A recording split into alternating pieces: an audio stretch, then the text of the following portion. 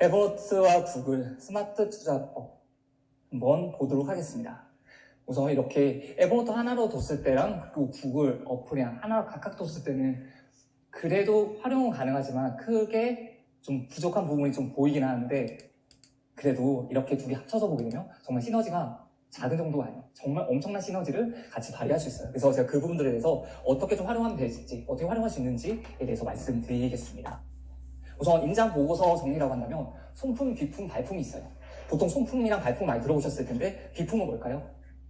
전화임장. 맞아요. 전화임장이죠. 그래서 이걸 어떻게 정리를 하면 되는지 말씀을 드릴 거고요.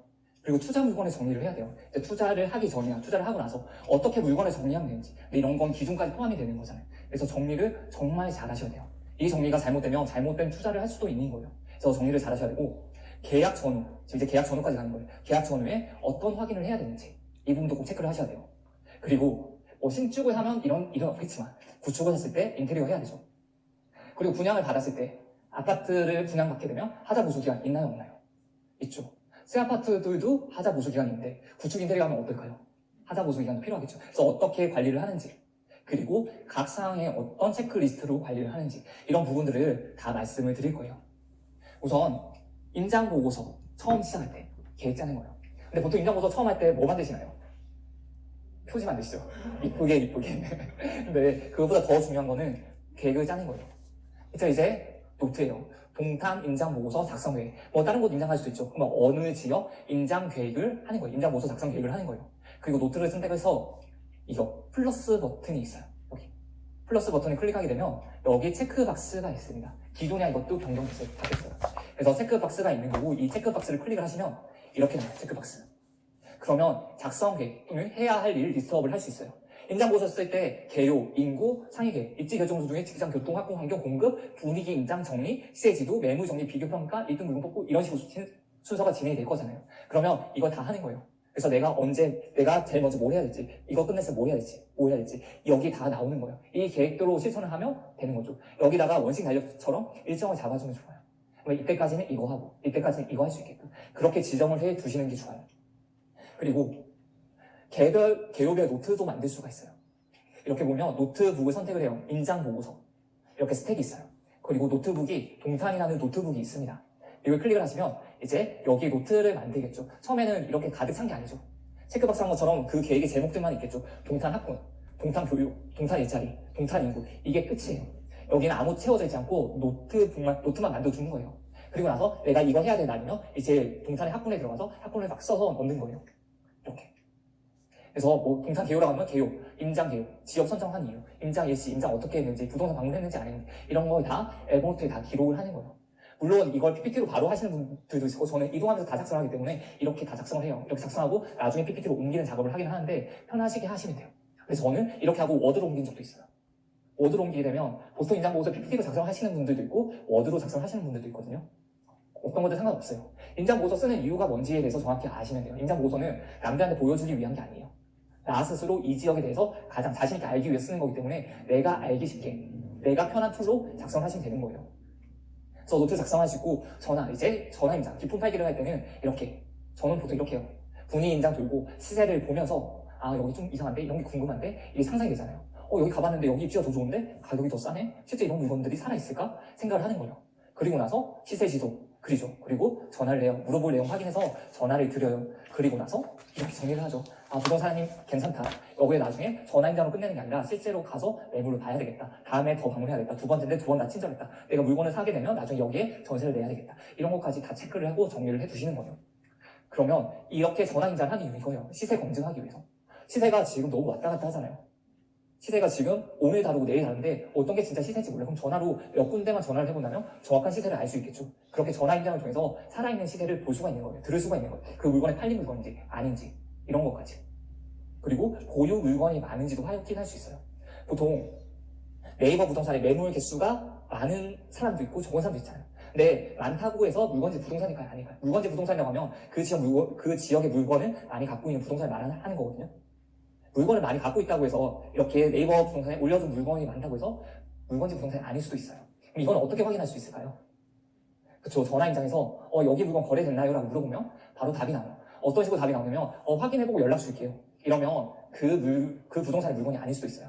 근데 바로 알잖아요. 팔렸어, 팔리지 않았어, 아직 남아있어. 이거는 여기가 물건을 가지고 있는 부동산이겠구나 판단을 할 수가 있는 거예요.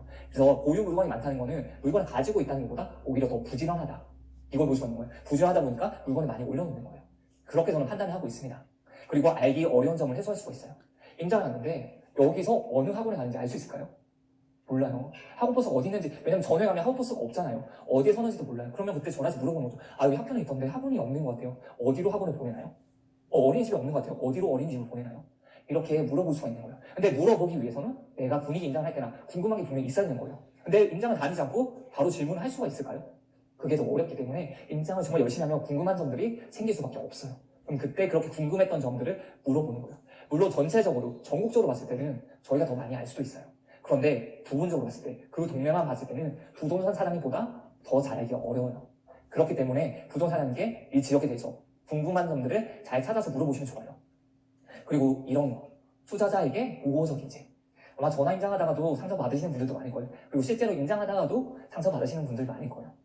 저 투자자인데요 라고 말하자마자 전화를 끊으시는 분들도 있을 거고, 저 투자자인데요 하면 투자자 안 받아요 하면서 끊으시는 분들도 있을 거예요. 그럼 거기에 상처받아가지고 나 투자자라고 말하면 안 되나 뭐 이렇게 후회를 하시는 분들도 있는데, 그거는 다른 문제예요. 그 부동산사장님이 투자자랑 거래를 했는데 안 좋게 됐던 경우도 있을 수 있잖아요. 그래서 그 사람의 감정을 나한테까지 이동을 시켜버리면 힘들어져요. 근데 오히려 그러신 분들도 있는 반면에 또 바로 옆에 있는 부동산에 전화했더니 그분은 엄청 반겨줘요. 그럼 그 부동산이랑 연락을 하고 임장 갔을 때도 하면 되는 거예요. 저 예전에 임장 갔는데 실제로 인사를 드리고 투자를 하려고 하는데 하자마자 물건 없어요. 그런 이야기도 들어봤어요. 그러면 그때 제가 상처받고 오늘은 임장하면 안 되겠다 하고 집으로 왔을까요? 바로 옆 부동산 가는 거예요. 굳이 상처를 받지도 않아야 될 일에 상처받지 마시길 바랄게요. 왜냐면 이런 경험이 많을 거예요. 부동산 한두 번 갈 거 아니니까. 근데 그때만 상처받으면 너무 힘들잖아요. 그래서 이런 거 잘 보세요. 투자자의 우호적인지. 그리고 우호적이지 않다면 다른 부동산 가면 돼요. 그걸 잘 기억을 해두시면 돼요. 그리고 임장 갈 수 없다면, 지금 갑자기 또 코로나 심해졌다가 다시 또 위드 코로나 되고 하는데, 이 코로나 심각해지고 임장 갈 수가 없는 시점도 분명히 있을 거예요. 그때라면 더더욱 열심히 이제 전임장 해야 되는 거예요. 왜냐면 실제로 가보지 않는 이상 살아있는 물건, 장부 물건 이런 걸 알기가 어려워요. 그래도 내가 계속 내 관심이 있듯이 전화를 한다면 이 사람 진짜 살 거다라는 생각이 들겠죠. 그러면 내가 가지고 있던 물건도 말해줄 수가 있는 거예요. 그렇기 때문에 임장할 수가 없다면 더더욱 열심히 전화 임장을 하시는 것이 좋습니다. 그리고 단지 느낌, 사진 정리를 할 때 저도 에버노트랑 구글 같이 써요. 이렇게 임장 노트를 그려요. 임장 노트를 그리고 임장을 다녀온 것 다 표시를 해요. 그리고 단지 설명, 이렇게 단지 설명을 하죠. 단지. 여기도 아마 오타가 많아가지고 말로 했을 때 오타가 많으니까 실제로 글도 쓴 것도 많아요. 이렇게 내가 느낀 점들. 그리고 여기에 사진을 광명 장미 아파트 밑에다가 사진을 다 붙여놓은 거 아니죠. 이렇게 구글 링크로 해서 앨범을 만들어서 달아놓은 거예요. 이게 달아놓다 보니까 여기에 보고 나서 이 링크를 통해서 사진을 보게 되면 여기가 이런 곳이었구나 다 확인을 할 수가 있는 거예요. 그리고 이게 만약에 이렇게 사진까지 다 정리가 되는 거겠죠. 구글 포트를 보게 되면 이렇게 사진이 다 정리가 돼요. 근데 시간이 좀 많거나 안 되고 손이 빠르거나 아니면 나는 정말 깔끔한 걸 좋아한다 라고 하시는 분들은 이렇게 관리를 하셔도 돼요. 사진마다 폴더 만들어가지고 이렇게 링크로 삽입하시면 돼요. 그러면 예를 들어서 거기 동탄에 예당마을 5mm 풍경채다. 예당마을 5mm 풍경채 클릭하게 되면 바로 구글 포트로 연결이 되는 거예요. 그런 식으로 하면 되는데 생각보다 시간이 많이 걸려요. 저도 처음에는 이렇게 했는데 시간이 너무 많이 걸리니까 또 시간을 줄여야 되잖아요. 그래서 이건 과감히 없앴어요. 그냥 이렇게 정리해놓고 한번 훑는 식으로 들어간 거예요. 그래서 내가 어떤 양식을 더 좋아하는지, 어떻게 하는 게 나한테 보기가 더 편한지 잘 선택을 하시는 게 중요합니다. 그리고 단지 체크리스트. 단지 체크리스트 지금 하고 있는 분 계시죠? 그래서 제가 매번 하려면 힘들잖아요. 그래서 제가 어떻게 하면 되는지 말씀을 드리도록 할게요. 단지 체크리스트 처음에 체크하기 쉽지 않아요. 근데 체크리스트를 왜 체크를 하는지를 알면 돼요. 이렇게 체크리스트를 작성을 하는 이유는 체크리스트를 작성하지 않기 위해서 하는 거예요. 그 말이 뭐냐면 내가 처음 아파트를 갔을 때 아파트 주변 환경을 봤을 때 뭘 봐야 되는지 몰라요. 그러니까 그냥 훑어보고 나오는데 머릿속에 남는 게 없어요. 근데 체크리스트 다 체크를 하다 보면 이걸 봐야 되는 거야, 이걸 봐야 되는 거야, 이걸 봐야 되는 거야 습관적으로 보게 돼 있어요. 그럼 보고 나서 이 아파트는 이 정도구나 하는 게 느껴져요. 근데 이걸 매일 할 필요는 없는 거죠. 한번 제대로 해놓고 나면 그 다음에는 이렇게 체크를 하지 않더라도 알 수 있는 거예요. 거기까지 되기 위해서 단지 체크리스트를 작성하는 거예요. 이렇게 주방에서 직방에서 나오는 건 주변 환경 체크리스트예요. 지하철, 버스, 자동차, 편의시설 이렇게 뭐였지? 아무튼 교육시설, 여가시설, 주말수고 이런 거 다 보는 거예요. 은행 같은 것도 같이 보는 거예요. 그래서 아파트 구할 때 주변 환경 체크리스트 이걸 같이 봐주시고, 그리고 저희가 보통 여기는 환경이에요. 주변 환경. 단지를 볼 때 이걸 봐요. 근데 단지 체크리스트가 없으면 보통 뭘 먼저 볼까요? 남자분들은 이거는 뭐겠죠? 차단기 있는지. 주차 차단기 없으면 나 이사 안 가. 여기는 좋은 동네 아니야. 이게 돼버리고 여자분들은 언덕 있으면 유모차 못 올라가? 안 돼. 이렇게 돼버리면 될까요? 안 될까요? 안 돼요. 이게 보는 관점은 다르지만 전체적으로 다 만족을 할 수가 있어야 돼요. 그리고 너무 불편하다고 할지라도 예를 들어서 압구정 현대아파트예요. 근데 주차 공간이 너무 안 좋아요. 그럼 거기 사면 안 될까요? 아니겠죠. 거기서 더 좋은 게 뭔지를 봐야 되고 거기 교통이라고 해봤자 교통이 아니라 주차 차단기 주차 문제라고 해봤자 제가 생각할 때 아파트 가격에 비하면 1%도 안 미칠 것 같아요. 예전에 진짜 주차 공간이 좁은 데가 있었는데 그 입지가 너무 좋아요. 그럼 가격이 많이 올라요. 그러면 주차 공간이랑 상관이 있을까요? 없을까요? 가격이랑 있긴 하죠. 물론 많으면 더 좋긴 한데 둘이 똑같은 입지인데 한 곳은 주차 공간이 없어요. 근데 한 곳 주차 공간이 많아요. 그럴 땐 주차 공간이 많은 게 좋은데 그렇지 않은 경우도 있으니까 같이 봐주는 거예요. 그래서 이런 식으로 주차 차단기, 지하 주차장, 주차 상황, 차종도 봐요. 그래서 혹시나 차종을 모르시는 분들이 있다면 그래도 알잖아요. 벤츠, BMW 이런 거 알잖아요. 그런 차가 몇 대 있는지. 그리고 내가 모르는 차가 있다. 여기는 진짜 좋은 동네구나. 이렇게 생각하시면 되는 거예요. 근데 그렇게 생각하시면 편하잖아요. 저도 차 잘 모르기 때문에 내가 못 보던 차다. 그럼 좋은 차다. 이렇게 생각하고 있어요. 그래서 번호키가 있는지, 외벽이 깔끔한지, 놀이터 탄성인지 모르는지 이런 것도 다 봐요. 그럼 이걸 언제까지 해야 될까? 아마 하시면서 이게 제일 걱정이 될 거예요. 언제까지 해야 될까? 저는 빠른 사람은 3개, 좀 느리더라도 5개까지만 하세요. 근데 한 번 하고 힘들다고 그만하지 마세요. 왜냐면 그럼 두 번째 또 애매해져요. 또 가는데 뭐가 더 중요한지 몰라요. 그렇기 때문에 3번째, 5번째까지는 꼭 체크리스트를 하면서 군인임장, 단지임장 도세요. 그리고 미리 루트에 맞게끔 체크리스트를 준비를 하는 건데 어떻게 준비를 하는 거냐면 지금 여기 있는 체크리스트 자체가 에버노트에 기입을 해둔 거예요. 그러면 이렇게 하면 돼요. 보통 아파트 임장할 때 루트를 미리 그려두잖아요.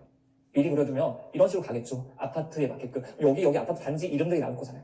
미리 써놔요. 미리 아파트 단지명. 그리고 체크리스트 그대로 붙여놔요. 복사해서. 그리고 느낀 점 쓸 수 있게끔. 이렇게 해놓는 거야. 그리고 그 다음 단지 또 써놓는 거야. 그 체크리스트 느낀 점 쓸 수 있게끔. 이렇게 해놓으면 내가 보면서 어느 단지로 가야 될지도 바로바로 볼 수 있는 거죠. 그리고 체크할 때 괜히 또 체크리스트 불러와가지고 안 해도 되는 거죠. 체크 바로 하면 되는 거니까. 훨씬 더 편하게 시간을 줄여서 미리 준비할 수가 있는 거예요. 그러면 내가 해야 될 건 간단한 거예요. 체크리스트 하나 만들어놓고 컨트롤 V 하면서 쭉 만들어요. 거기 이제 스타일에서 아파트 단지명만 써놓으면 돼요. 아셨죠? 그리고 다니면서 느낀 점만 쓰면 돼요. 체크하면서. 이렇게 하면 그래도 조금은 편하게 되겠죠. 그리고 나서 이게 정해되면 다음에 아파트 단지 가잖아요. 그러면 보여요. 이걸 하면서 싹 스캔되고 여기는 중상, 여기는 좋지 않아. 이게 되는 거예요. 그리고 비싼 위치라면 그래도 조금 더 단지가 좋은 거 선택할 수가 있는 거죠. 이렇게 보시면 될 것 같습니다. 그래서 평생 하라는 거 아니에요. 체크리스트도 임장 보고서도 쓰지 않기 위해서, 하지 않기 위해서 지금 해둔다고 생각하시면 돼요. 그럼 부동산 방문 후에 체크리스트예요. 이거 부동산 방문했어요. 그럼 뭐 해야 될까요? 이제 이거 해야 돼요. 부동산 방문하고 나서는 매물 정리 리스트를 받아야 돼요.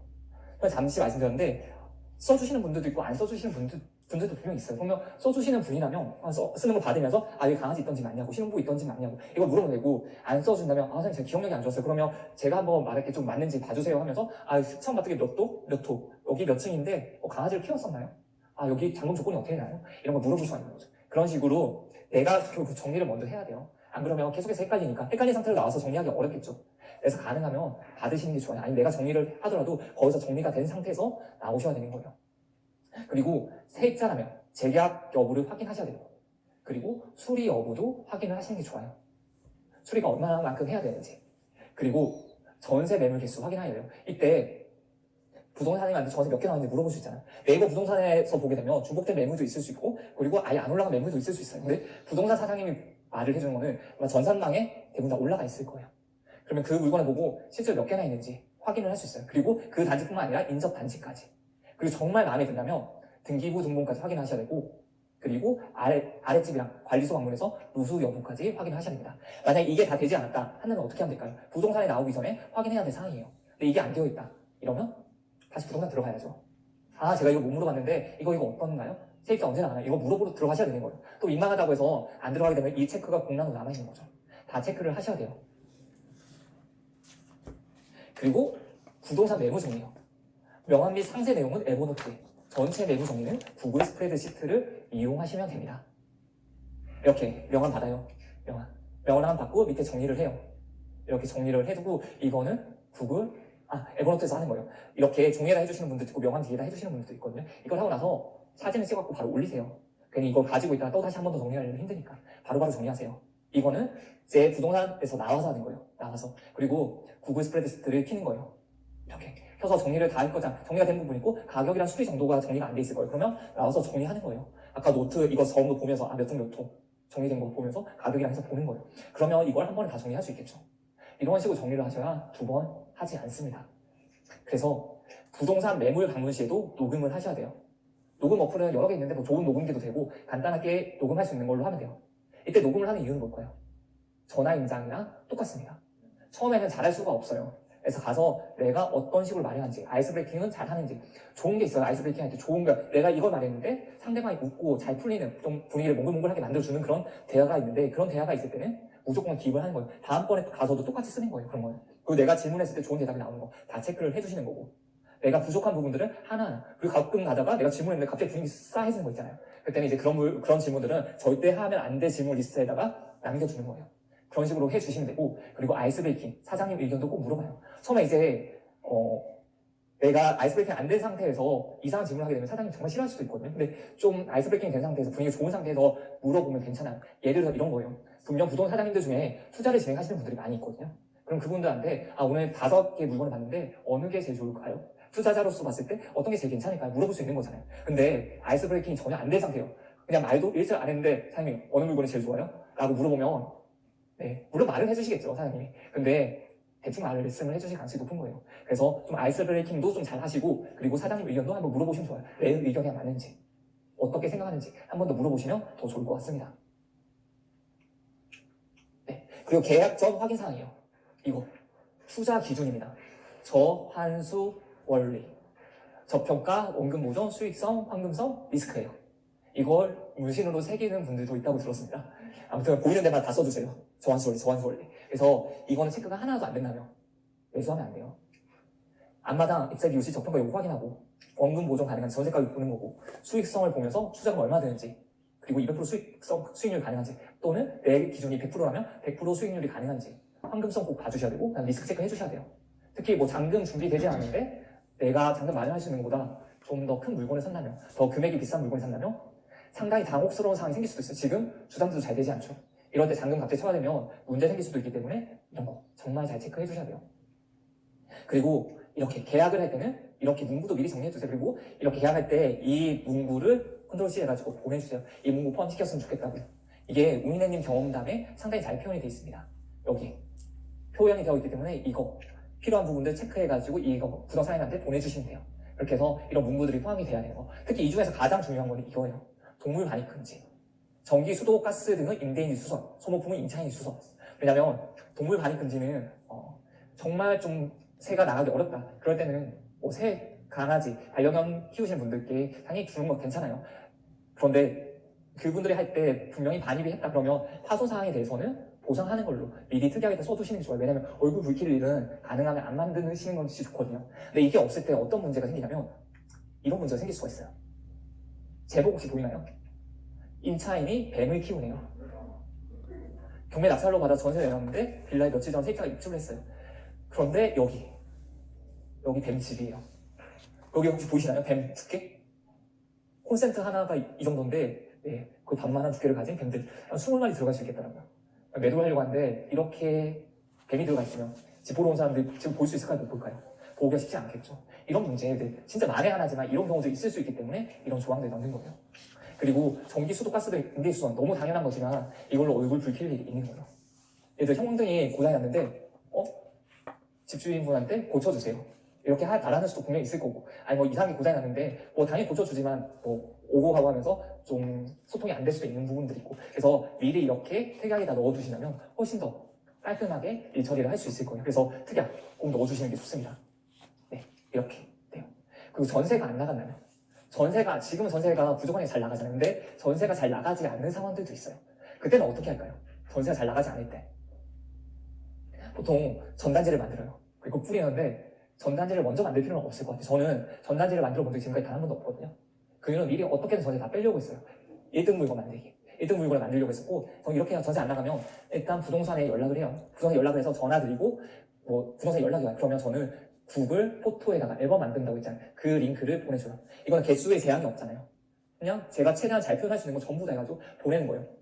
클릭하시면 수리 상태 확인 가능합니다. 잘 부탁드리겠습니다. 하고 보내는 거예요. 클릭하게 되면 이렇게 나오는 거죠. 이렇게 제가 인테리어 했던 거 나오는 거예요. 근데 보통 사람들은 여기서 끝이 되는 거예요.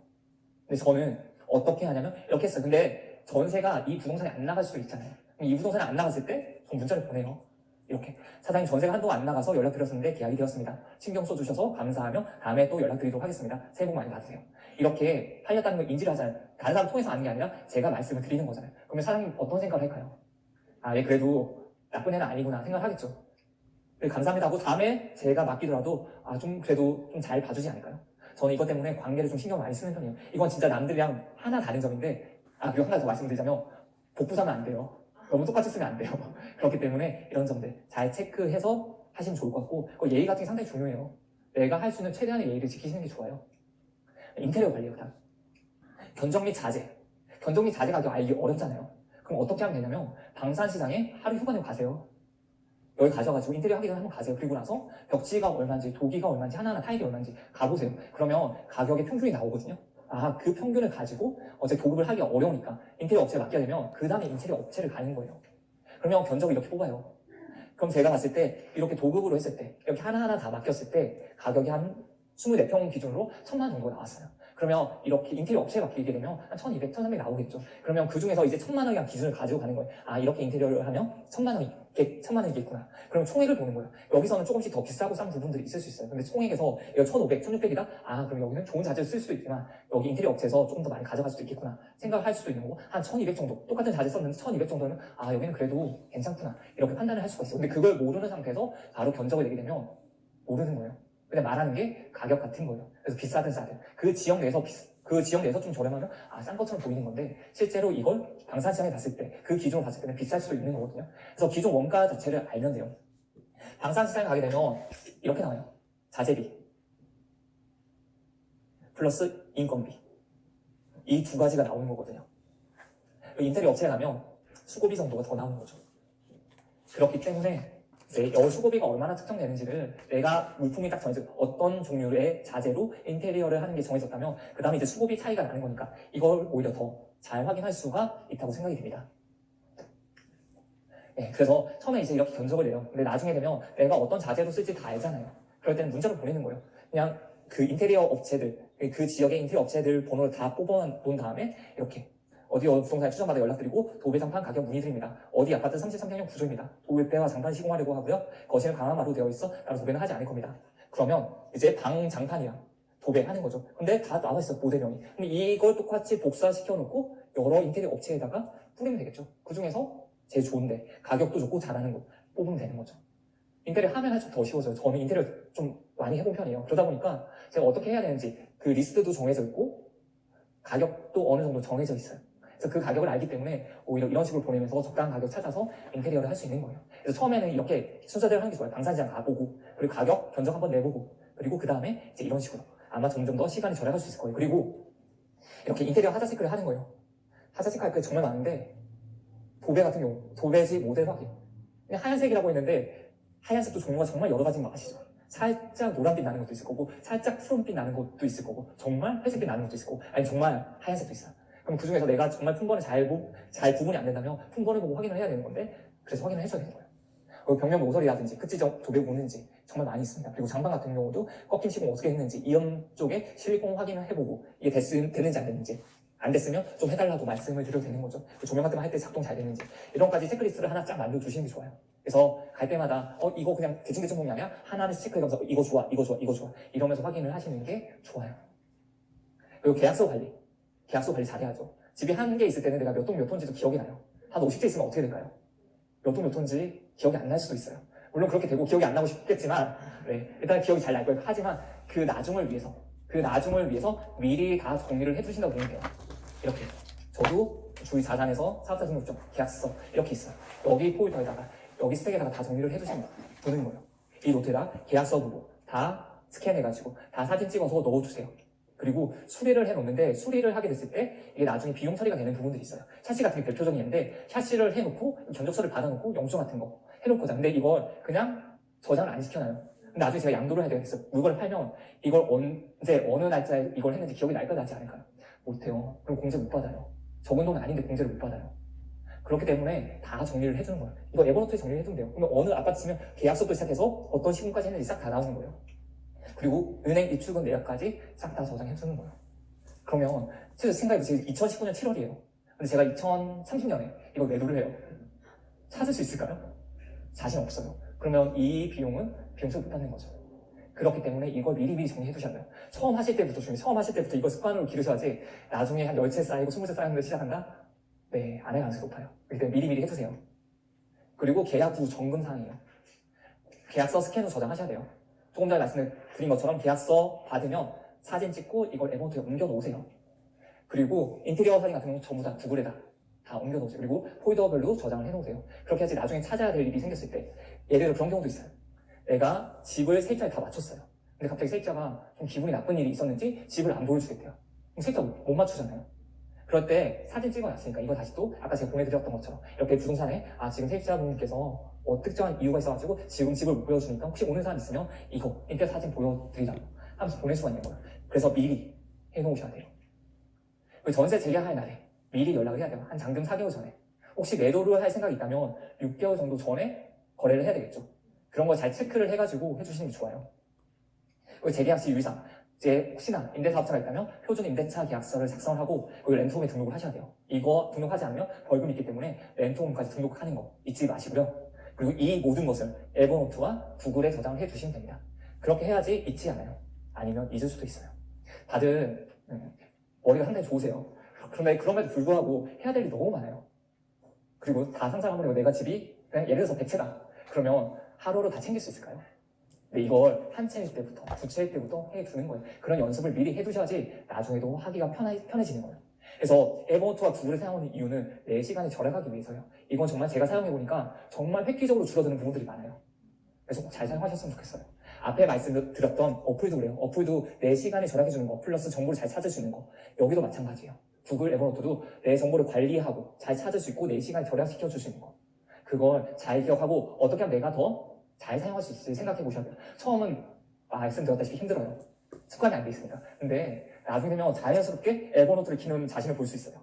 구글 스프레드시트를 키는 본인을 볼 수 있거든요. 꼭 그렇게 되셨으면 좋겠습니다. 다음은 이제 스마트한 투자 사례예요.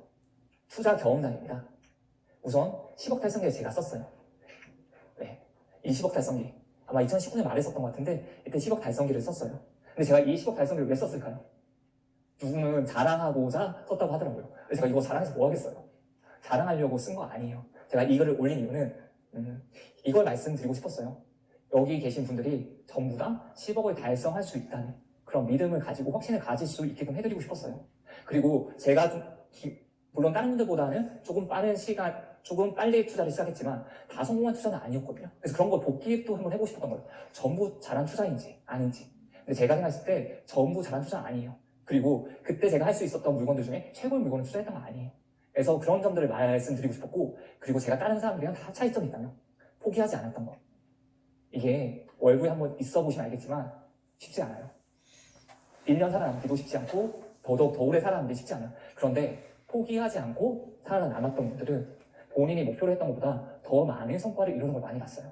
저는 그게 좀 그렇게 생각을 했으면 좋겠다고 싶어서 이렇게 글을 쓴 거예요. 다들 될 수 있다. 저도 할 수 있는데 왜 다른 사람이라고 못하겠느냐 이 생각을 썼던 거예요. 그래서 제 4원 채용기를 보게 되면 열반씩 보여주는 자료예요. 2015년 9월에 아부맛을 읽었어요. 그런데 그리고 별로 바뀌는 게 없었어요. 책 읽고 나서. 그래서 강의를 들었습니다. 열반스쿨 1기, 소스쿨 2기를 수강했어요. 그리고 나서 조금 뒤에 한 6개월 정도 뒤에 월부학교에 입성을 했어요. 그 뒤에 이제 투자를 쫙 시작했는데 남들보다 정말 느렸어요.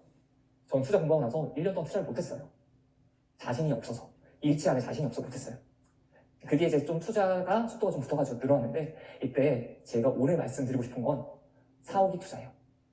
왜 사오기를 했냐면 많은 분들이 내가 처음 투자를 하고 나면 두 번째 투자는 더 좋아질 거고 세 번째 투자는 더 좋을 거고 네 번째 투자는 더 좋을 거고 이 생각을 많이 하는데 사실 그건 아니에요. 그렇게 될 거라고 생각하면 좋겠지만 성장도 똑같은 거 이렇게 성장한다고 생각하지만 이게 아니거든요. 제가 왜 그렇게 생각하는지 말씀드리도록 할게요.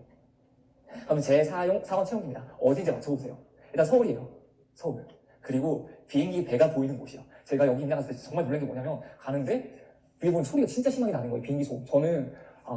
전 집안에서 고등학교에 나왔거든요. 그래서 수능 같은 거 볼 때, 특히 듣기평가할 때 비행기가 안 뜬다고 하죠. 아, 비행기 소리 시끄러워봤자 얼마나 시끄럽겠냐라고 생각했는데, 아, 했다가 진짜 난리 날 것 같은 거야. 그리고 비행기 배가 너무 크게 보니까 추락할 것 같은 느낌. 그런 느낌까지 드는 곳이었어요.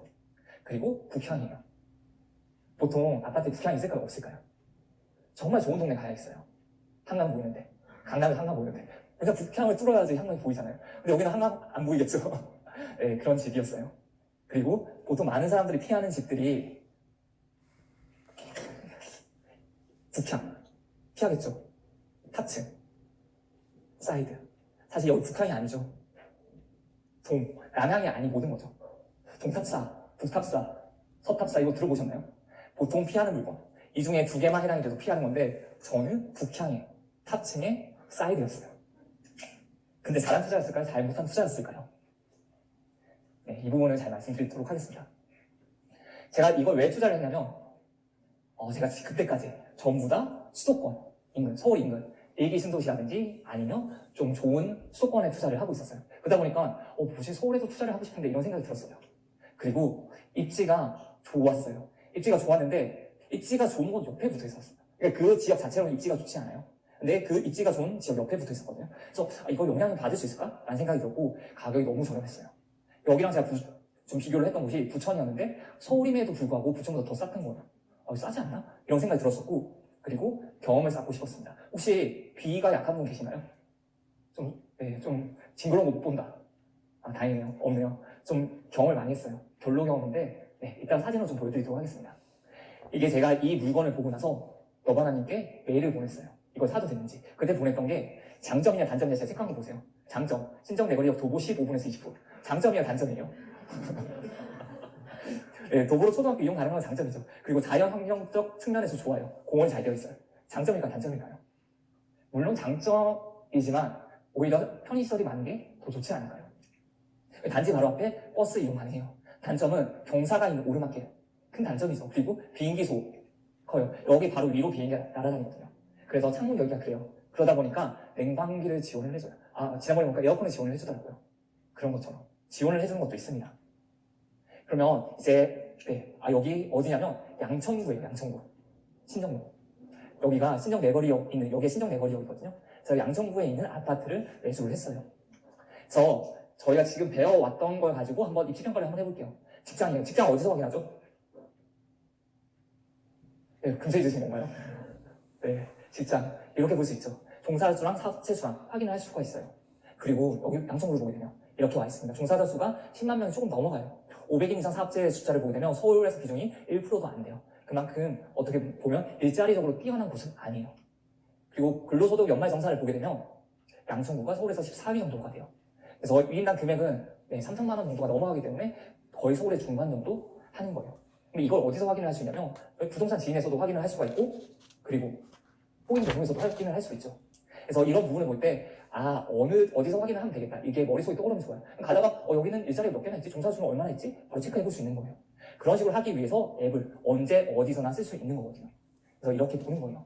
어디가 일자리가 많이 있는 곳이고 어디가 일자리가 좀 적고 양질의 일자리는 어디가 있고 어디는 좀 양질의 일자리가 부족하고 이걸 아셔야 돼요. 그리고 한번 이렇게 정리를 해두시면 좋아요. 그리고 여기 보시면 아마 종사자 숫자, 사업체 숫자, 그리고 500인 사업체 수 이 정도로 볼 수는 있을 거예요. 그럼 그때 이제 비중을 보는 거예요. 전체적으로 봤을 때 비중이 얼마만큼 되는지. 그리고 여기가 양적인 지표라고 한다면 500인 이상 사업체 수는 질적인 지표가 되겠죠. 그리고 이거 근로소득 연말정산 같은 경우도 질적인 지표가 되는 거예요. 양적이라면 숫자를 보는 거고 질적이라면 그 회사의 종류라든지 아니면 그 회사의 급여라든지 이걸로 볼 수가 있는 거예요. 그래서 양적 지표와 질적 지표를 둘 다 보시는 게 좋아요. 이렇게 보실 수가 있습니다. 양성 보면 월급 290만 정도예요. 강서구보다도 적고 마포구보다, 영등포구보다 더 적어요. 그래서 양질의 일자리가 있는 곳은 아니에요. 다음 교통입니다. 교통을 볼 때 뭘로 볼까요? 네이버로 보면 되죠. 그냥 네이버 지도에서, 카카오 지도에서 보시면 돼요. 이렇게 얼마나 중심 업무지구까지 얼마나 빨리 도착하는지 보는 거예요. 그래서 강남까지, 여의도까지, 중구까지, 판교까지 얼마나 빨리 도착하는지, 그리고 DMZ 마고 가디부리까지 얼마나 빨리 도착하는지. 여기 제가 지금 세입자분이 거주하고 계신데 세입자분도 아내는 마고, 남편은 가디부리예요. 아내분은 마고까지 차 타고 출퇴근을 하고 남편분은 지하철 타고 대중교통 이용해서 가디부리까지 출퇴근을 하세요. 이것처럼 지금 강남까지는 지하철로 52분 정도 걸려요. 그리고 광화문까지는 시간 얼마나 걸리고 이렇게 30분 정도 이렇게 갈 수 있는 시간에 다 보는 거예요. 대신에 여기는 역 기준으로 한 건데 보통 도어 투 도어로 가야 돼요. 내가 지금 선택한 아파트에서부터 그 내가 원하는 업무 지구까지 얼마나 걸리는지를 보는 게 중요해요. 학군이요. 학군은 어디서 보면 될까요? 이거는 네 맞아요. 하나니까 아파트 실거래가 앱에서 보면 되고 이렇게 PC 버전에서 보는 게 더 좋습니다. 이렇게 보시면 보세요. 지금 좀 학업 성취도 평가가 좀 좋은 곳이 어디가 있어요?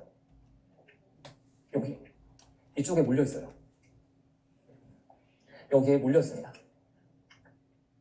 그리고 그 다음 90%대 학군도 이쪽에 있어요. 그리고 85% 학군도 여기 있어요. 근데 제가 매수했던 아파트는 어디 있을까요? 여기에요, 여기.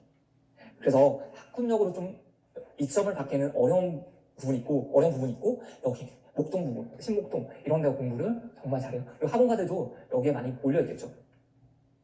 그래서 학원가를 보게 되면 지금 이게 서울에서 학원가를 본 거예요. 지금 빨간색이 두 군데 정도 보이잖아요. 여기랑 여기. 여기가 대치겠죠. 여기가 목동이에요. 그리고 양천구에만 갔을 때 이렇게 볼 수 있어요. 신목동 쪽에 좀 많이 몰려있죠. 그래서 통계지리 정보 서비스에서 업종별 통계지도 그리고 업종 밀집도 변화 이렇게 가보시면 바로 확인을 할 수가 있습니다. 그리고 이번 호갱노노죠. 호갱노노에서 양천구를 봤을 때 조금 전에 2위가 중계동이었잖아요. 중계동 은행사거리 쪽이었는데 여기는 그때 200개가 좀 넘었어요. 여기 보시면 50개, 60개, 30개, 50개 이런 식으로 좀 펼쳐져 있어요. 그렇기 때문에 2위가 될 수 없는 거지 이 지역을 본다면 학원이 정말 많이 있어요. 네, 강남구 제일 많아요. 760개. 여기보다는 안 되지만 양천구가 두 번째 순서라고는 볼 수 있습니다. 그래서 학군이 좋아요. 그런데 학군 같은 경우도 아파트를 비교해주네요. 내가 매수하려는 아파트가 어느 중학교로 배정을 받는지 이걸 봐주는 거예요. 그리고 환경을 볼게요. 양천구에 백화점이 있을까요? 없을까요? 그쵸, 있죠. 현대백화점 있어요. 대형병원 있을까요? 없을까요? 있어요. 마트부터. 마트도 4개 정도가 있어요. 그리고 병원도 있고 스타벅스도 14개가 있습니다. 여기 좀 많이 밀집되어 있죠. 그리고 이대 목동병원도 여기에 위치해 있습니다. 여기 지도에 보면 이대 목동병원이라고 쓰여져 있죠. 그러면 제가 매수를 했던 아파트는 어디에 있을까요? 여기. 어떤 게 느껴지나요? 제가 입지가 좋은 곳 옆에 있다고 했잖아요. 이게 입지가 좋은 곳이에요. 양천구의 입지가 좋은 곳. 근데 그 옆에 있는 거예요. 그 입지의 혜택은 받지를 못해요. 하지만 뭐 차를 타거나 아니면 대중교통을 이용해서 어느 정도 받을 수 있는 거죠. 그래서 거의 상권이 여기에 밀집이 되어 있는 거예요. 다음은 공급을 보도록 하겠습니다.